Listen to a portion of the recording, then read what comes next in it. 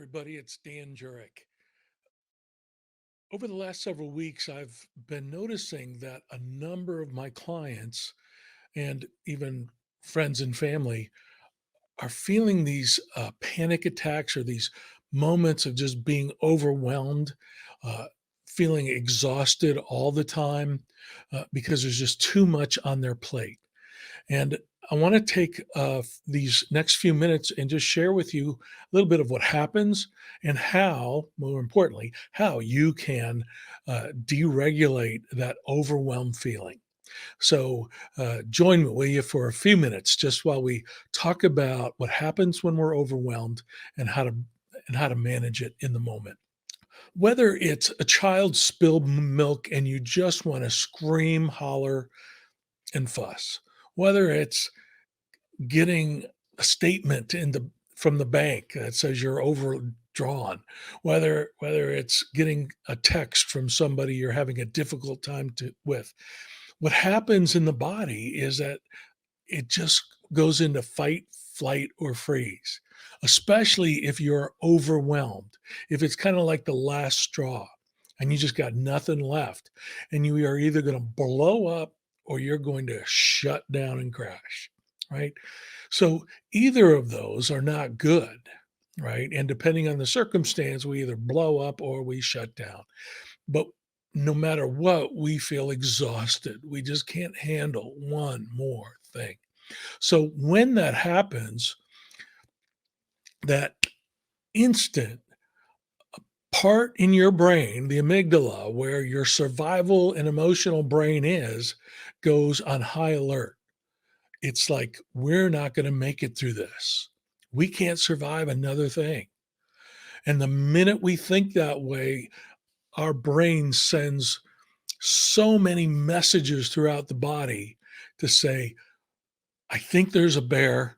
There must be a bear because we're frightened. We've got to either fight the bear or we got to run from the bear or we got to freeze so the bear doesn't see us. Right. So that's how the fight, flight, or freeze dynamic happens within us. It's an instinct. It's a trigger, meaning it's not something that we choose to do. It happens for us because it's trying to survive. It's trying to keep alive. So when that happens, if we had a heart rate monitor on and a blood pressure cuff on, and we had these things, connected to your head so that we could be measuring the energy in your brain. What we'd see is when that goes off and you're about ready to blow, you're about ready to shut down, you're about ready to have enough, your heart rate's gone up, your blood pressure's gone up. So much of the energy goes to the back part of the brain, not the front part, and it goes into red. And it is saying, run, fight, or hold still because it's not safe right now. And when that happens, trying to think our way out of that, oh, I shouldn't be this temperamental. I shouldn't be this discouraged. I shouldn't be, stop shooting on yourself, right? Notice that that is what's happened. And when you do notice, the goal then is to get your heart rate, your blood pressure, and your brain in in much more of a deregulated state, right? A state in which the pressure comes down and we can manage and handle whatever is going on. But to just think your way into that, it's not going to happen. You've got to do one, maybe two super easy behaviors. But in the moment, you don't think about them. So let's say little Johnny spills his milk, and this is the last straw, and you're about ready to blow up at little Johnny, and you're ready to blow up at every other child in the home. And if your husband calls, he's going to get an earful too, right?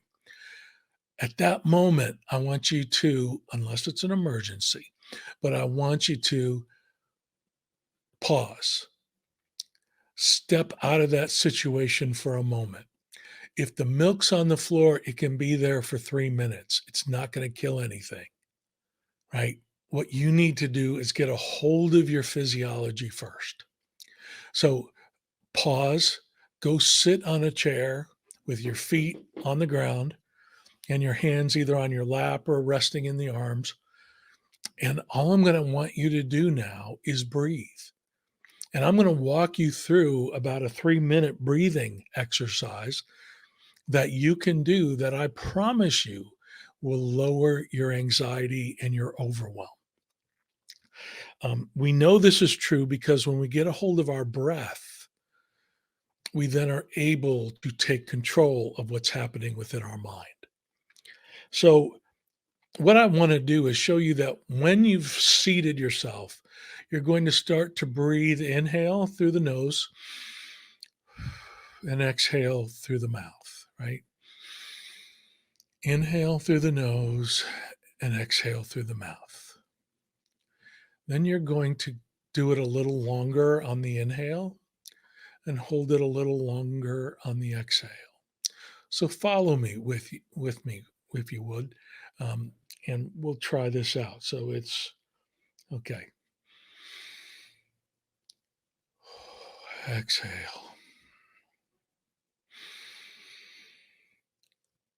Exhale.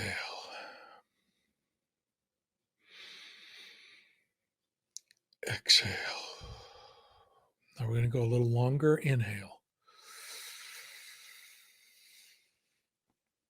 Exhale.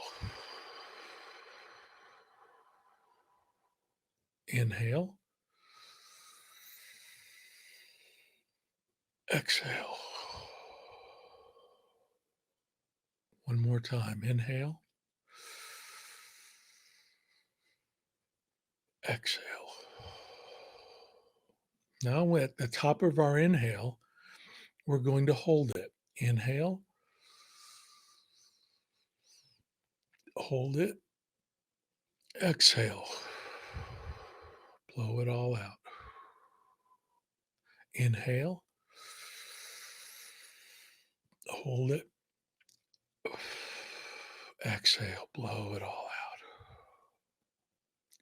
Inhale. Hold it. Hold it.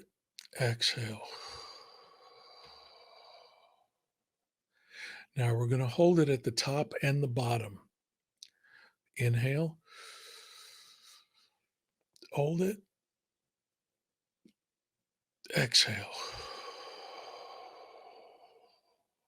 Hold it. Inhale. Hold it. Exhale. Hold it. One more time. Inhale. Hold it. Exhale. Hold it. Now do a cleansing breath.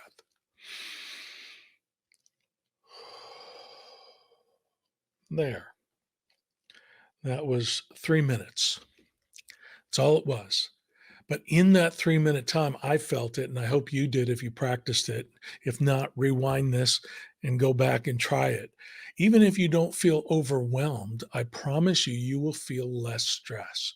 You will notice your body sits more in the seat. Your feet feel more grounded. You don't feel so tense. Your shoulders relax when you're breathing. Why does this happen? Because when you take control of your breath, you arrest the panic mode. The panic button is pushed, right? The text came, spilled milk, something, right? You're overwhelmed. The panic button was pushed and it's sounding the alarm.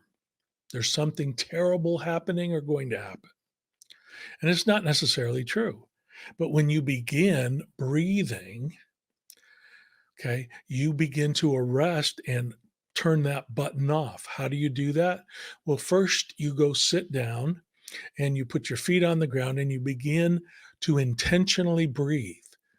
Well, what's intentional breath? Well, most of the time we're not thinking about breathing. Most of the time we're not even worrying about breathing. It happens automatically, right?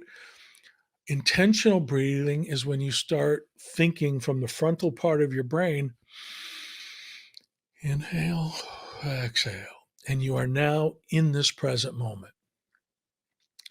What also happens is when you inhale, your your panic mode, the fight or flight thing is saying, "Yes, give me more oxygen. I need more oxygen to pump the blood to my arms, to my stomach, to my legs so I can fight the bear or run from it." Okay? But what happens is when you inhale and it says, "Give me more oxygen," and then you slowly exhale, the body wants you to inhale quicker, and you're beginning to slow the process down immediately. Then when you inhale and then you hold it, the brain is saying, "No, we need more oxygen. What are you doing?" And then you let it down slowly and say, "Come on, inhale, inhale," and you don't. Then you inhale some more and you exhale. And what is happening now is you are working from the frontal part of your brain that allows you to go, "Okay, wait, I'm safe. I'm in the present moment. Nothing tragic is happening. And whatever is happening, I can manage it." But if you're working from fight or flight, you don't know. You don't know the difference between a spilled milk on the table and on the floor to a charging grizzly bear. The body doesn't know the difference. So when you begin that exercise of breathing in and breathing out, breathing in and holding it, breathing out and holding it, what you're doing is you are taking control of the overwhelm for that moment.